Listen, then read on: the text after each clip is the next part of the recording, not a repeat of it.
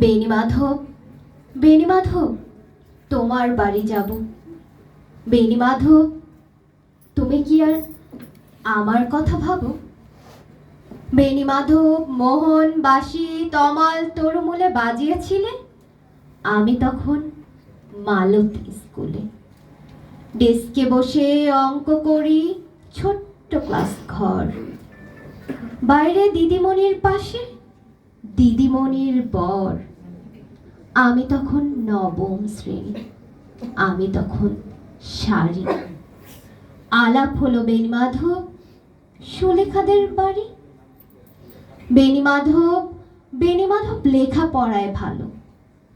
শহর থেকে বেড়াতে এলে আমার রং কালো।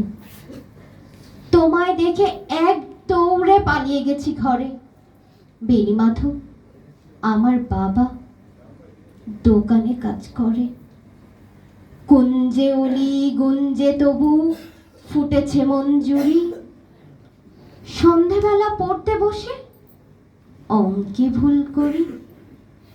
আমি তখন নবম শ্রেণী, আমি তখন 16। ব্রিজের ধারে বেণীমাধব লুকিয়ে দেখা হলো। বেণীমাধব, বেণীমাধব, এতদিনের পরে সত্যি বলো, সেসব কথা এখনো মনে পড়ে? সেসব কথা বলেছ তুমি তোমার প্রেমিকাকে? আমি কেবল একটি দিন তোমার পাশে তাকে দেখেছিলাম আলোর নিচে, অপর বসে আলো। স্বীকার করি দুজনকেই মানিয়েছিল ভালো। জুড়িয়ে দিল চোখ আমার, পুড়িয়ে দিল চোখ। বাড়িতে এসে বলেছিলাম ওদের ভালো হোক। রাতে এখন ঘুমোতে যাই একতলার ঘরে।